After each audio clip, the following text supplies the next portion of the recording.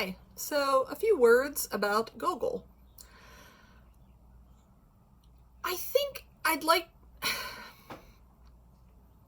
Everybody likes Gogol.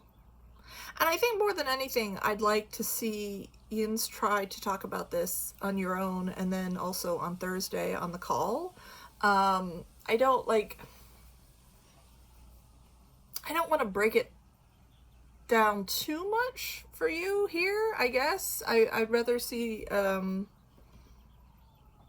folks try to do it, but I do want to give you some context and some starting positions. So contextually, I think one thing that's really important about understanding the story is the idea of what we'll call Nikolaevan Russia. And this is under Tsar Nicholas I. And he rules Russia for a substantial part of the 1800s. And he is an important continuation of Peter the Great's project. And I think it's important to understand a few things. So I mentioned that, Peter the Great is the first original Westernizer in Russian culture. And when we talk about Westernization, we don't just mean building a Western city in a Finnish swamp. We also discuss the fact that he seeks to Westernize and to rationalize the systems of government and the church.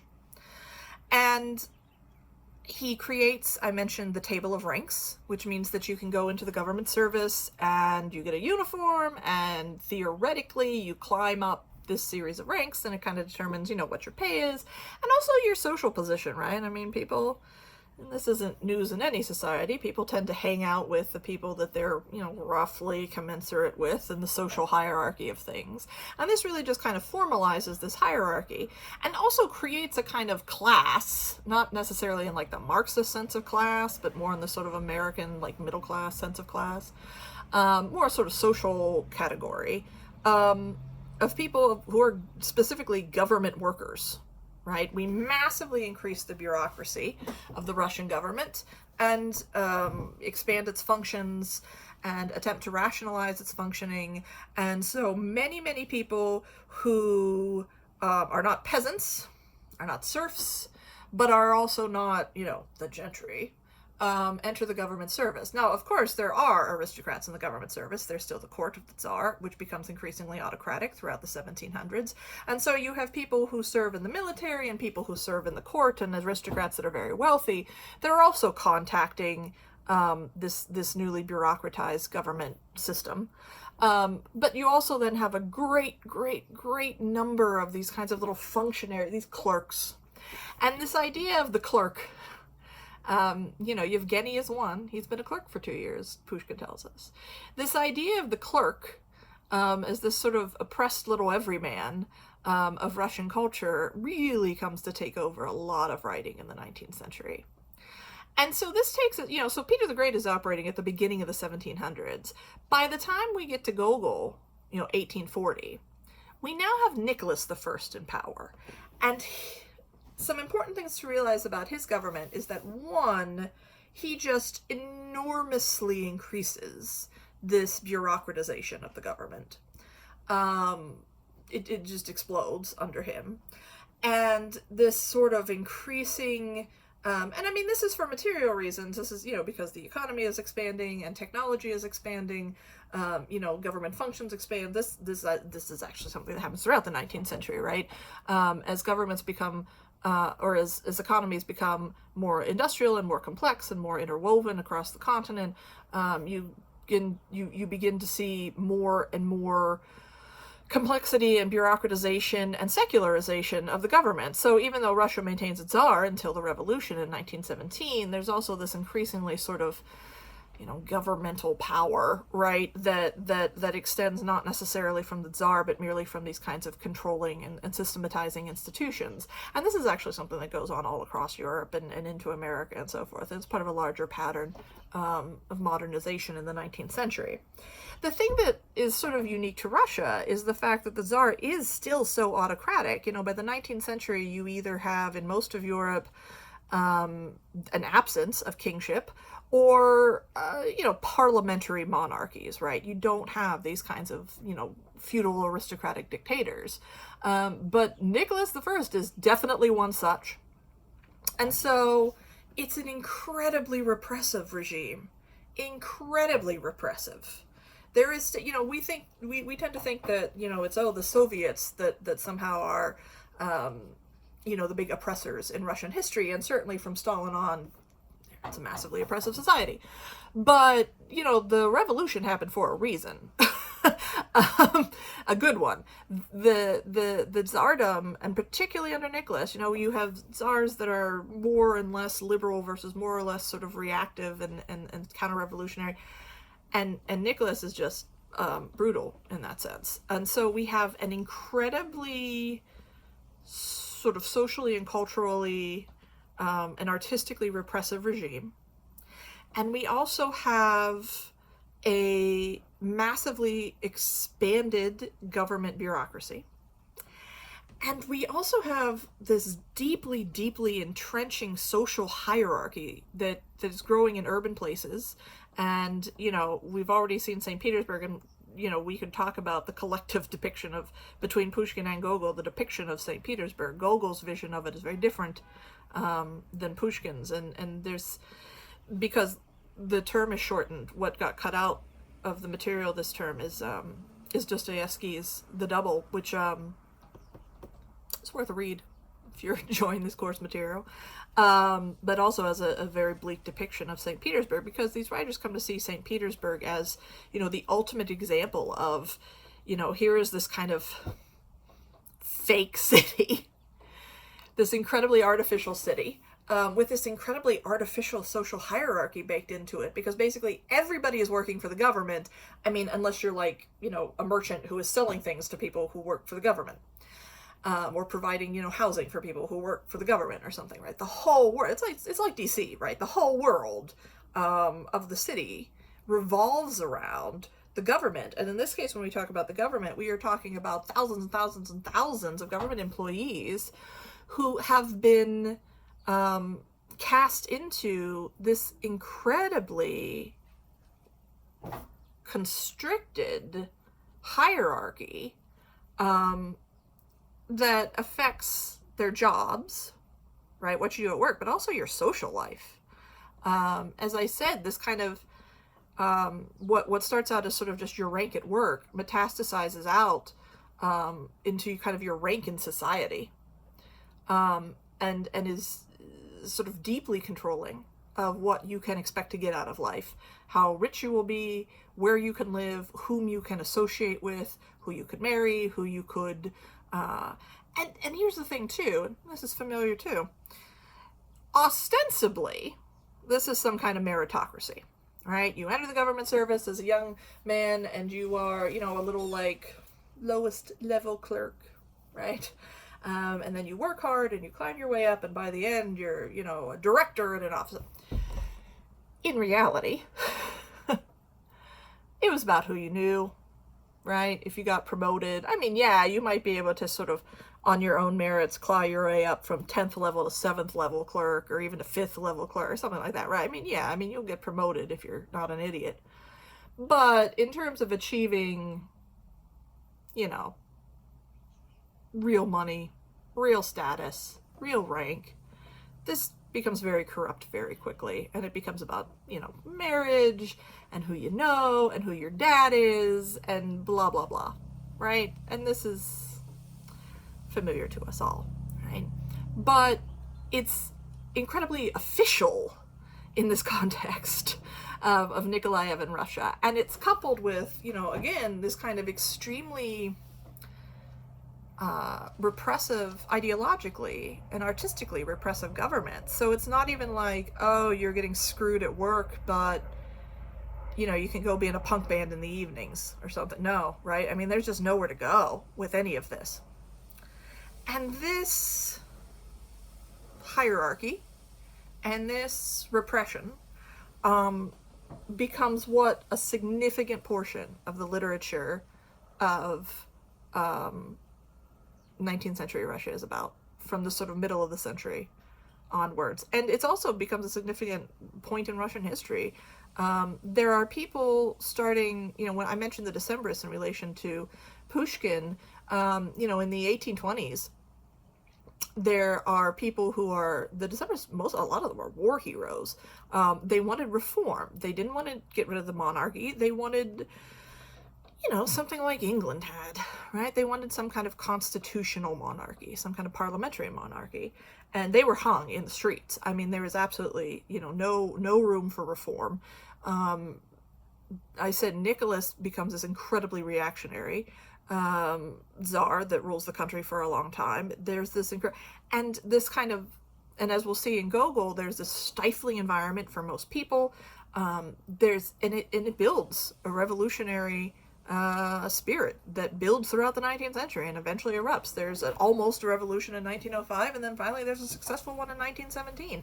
And a lot of it has to do historically with the society that the Tsardom creates in the 19th century in Russia. This just, we still have serfdom until well into the 1860s, and even after the technical abolition of serfdom, those, tremendous repression, even of the freed peasants. Where are they supposed to go, right? What are they supposed to do, right? They have nothing, and you're like, okay, well, good luck, I guess. There's no actual rearrangement of power in society upon their abolition. There's this entire urban class of people who have been suffering under this incredibly repressive, hierarchicalized regime for decades. There's, even amongst reforming aristocrats, people that theoretically they're okay, but they've been radicalized. They've been exposed to Western Enlightenment political ideas about, what is justice and who should rule, and et cetera, et cetera. And they are liberal reformers, right? They want reform too for moral and ideological reasons. And they're completely stifled as well. They have no access to government. They have no way to enact these ideas. And if they try to go around government, they're hung in the streets, right? Eventually one of the czars is assassinated. This builds and builds and builds until, And so the things we're reading about now are laying the foundation for things that will come later, as things do. But for our purposes for Gogol, I think it's important to be thinking about our protagonist in the context of this social system, right? When we think about madness. The other thing I'd like to ask us to think about actually has to do with form, the form of the writing. I'm fascinated by Gogol in this story, I have to say. My actual academic background, I have a Master of Fine Arts in Fiction Writing from the University of Michigan, and so that's why I often teach the short story class in the Slavic department and so forth. I'm interested in writing not just for what it reveals about, history or culture, not just for its content or context. I'm interested in writing in terms of the craft of writing, and that's a little beyond our scope, I think, in this class. But I'm fascinated by the story of Gogol's in particular because we have the world's most unreliable narrator, right? If you have not read it yet, you will soon see. He is mad. Absolutely. He thinks the dogs are talking to him, right? We are just completely off the deep end. And yet, we as readers can, with only moderate effort, know what his delusions are versus what is actually taking place around him, even though he is a first-person narrator and he cannot distinguish between his delusions and reality. And I am going to insist we talk about how Gogol pulls that off, because it's tremendous. And so then I think also thematically it gets us to a point about Gogol and what his, overall intentions are for this story. You've created a completely unreliable narrator, and yet you've found some way to make the events of the story clear, reliable. We think we know what happens in the story after, a little careful reading. Why then, what? Why? What does that ultimately do? What is Gogol's actual point. And, I would say, just to give you maybe a starting point for discussing, online, on discussion boards and so forth, the dogs themselves, okay, dogs don't talk. He does not have any letters from dogs. And yet, we get a great deal of content of the letters of dogs. And fascinatingly, when the dogs talk about him, it's all true. I mean, just as one of the methods that Gogol uses, there's something about, and one thing that we can also start to talk about is the fact that, 75 years before Freud is writing about these things, Gogol has accurately observed in people what we would now term ego defense mechanisms. So I'm not a massive Freudian, and I'm not saying you have to be either, but, sometimes someone's just right. And we've all seen ego defense mechanisms in action. So Freud says that, our ego is ourself, really just who we are. We also have our id, which is sort of all of our deepest impulses that just want what it wants right now, and it's unconscious. We're not in control of it. It's like when we're hungry, when we're thirsty, when we're horny, when we're angry, I'm going to punch someone in the face, all of the things that are just telling us to, like, eat the whole chocolate cake, right?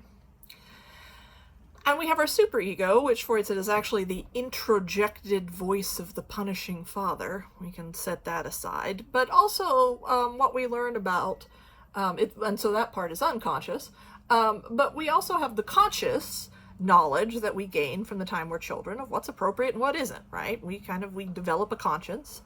And if we don't develop a conscience, we at least develop a knowledge of what is and is not considered appropriate, right? And we internalize all of that to the point where we kind of have like an inner cop policing us, right? Like, so your id's like, eat the whole chocolate cake. And your inner cop is like, no, eat a salad. And of course, neither of these is, one or the other is a terrible way to live and unsustainable. And so you have to negotiate between these things and say, like, okay, well, let's have a healthy lunch and maybe we can have a cookie tonight later on. And that's your ego, right? Whatever the compromise is who you are as a person, this lifetime series of decisions and choices. And our ego is our sense of self. And so when ourselves feel threatened, Freud suggests that a bunch of unconscious defense mechanisms take over, particularly if the ego is weak, right? If our sense of self is not very strong, and this could be for any number of reasons, trauma in childhood, and, you go to psychotherapy to find out why you have a weak self, right? For whatever reason. If your ego feels threatened, particularly by your own failings, right? The idea that you've been wrong, or the idea that you did something wrong, you hurt somebody else, or the sense that you are inadequate, or the sense that you have failed somehow, right? These are very uncomfortable things, even for people with strong egos. It takes a lot of psychological strength to say, you know what? I believed this thing and I was wrong, and I have to change my mind now and admit that I was wrong and go forward, right? I mean, that it's hard. It's hard to admit, no, I hurt you, person I care about. I really did, and it was all my own fault, and I'm sorry, and I was a jerk, right? These are things that are difficult to deal with. I'm not, as successful in life as I hoped I would be. I'm not as smart as I thought I was. I'm not, et cetera, et cetera, et cetera. Now, sometimes these things can come from outside too, though, right? So if you are born in a household that is vehemently anti-LGBT, and you are LGBT, you can easily internalize the idea that, there must be something wrong with me. My identity, my desires, my gender feelings are wrong and bad. Now, they're not. But you can, starting in childhood, if you hear that, you will internalize that. The same can be said for many other marginalized things, right? Disabilities, mental illnesses, right? Et cetera, et cetera. All kinds of things, right? Either from within or without. We are, all of us, assailed with messages of our inadequacies. And sometimes we actually are inadequate in something and we need to fix it. And sometimes it's just society's stigma and marginalization of disfavored groups, and it's not fair and it's not our fault. We're not inadequate. Either way, the ego comes under assault. And Freud says that when this happens, a bunch of unconscious things start happening in our minds to protect us, because if your ego absolutely collapses, it is madness. It is, you will, is a tremendous psychological trauma. You will not get through it okay. And so some of these things are, you're familiar with. So displacement, right? I didn't get promoted at work because, they promoted this other guy because of affirmative action. I'm actually the good worker, blah, blah, blah. So you displace the fact that you're sort of maybe angry at yourself or angry at your boss onto some other poor guy that had nothing to do about it, right? Or projection. I didn't cheat. She cheated on me. No, you're the one that cheated, right? And then, I think she cheated on me, and that justifies me cheating, and blah, blah, blah. Right. Reaction formation, which we see in this story quite a bit. When you are presented with evidence that you are a failure, by whatever metric you set for yourself, you declare that, no, actually, you're the smartest and best. I mean, if some other morons can't see that, my IQ's 148, right? I mean, we've all seen these behaviors in other people.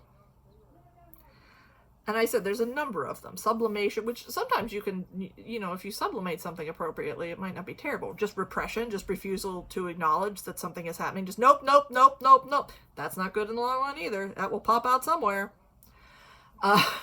Right, there's a number of these. You can Google them. All of these ego defense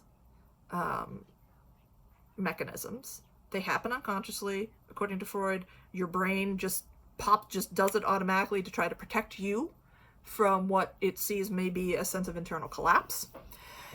And we've all seen them in other people. And if we're all being really honest, we've all seen them in ourselves, probably, to some extent. We don't have to talk about that. But the point being that Gogol, Dostoevsky too, actually, in what we've cut out, 75 years before Freud talks about any of this, has, without having the terms for it, has observed this behavior in people and has therefore recorded the behavior in the stories. And so it's sort of fascinating to see things that we now think of as like 20th century innovations in psychoanalysis or something, right?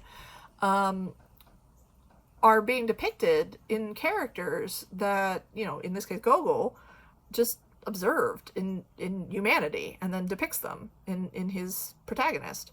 And so one way to think about this story is one, socially and culturally and politically. And I think, it's certainly something we should do. Another thing is to think about it psychologically as a manifestation of these mechanisms, these internal mechanisms for ego defense. And therefore there's something sort of universal too about the experience. You don't have to be in Nikolaev in Russia to sort of feel our direst pain, so to speak. So something else to think about as you talk about the story. I really want to encourage yins to talk amongst yourselves on the discussion board before Thursday. I haven't gotten around to grading yet, which is my fault. I just need to do that for the first module. But again, don't forget, the discussion boards are graded. Like your participation on them, your back and forth, your willingness to discuss, if not necessarily to be right, but your willingness to talk about it is being assessed. So, talk amongst yourselves. And then I will see you Thursday morning.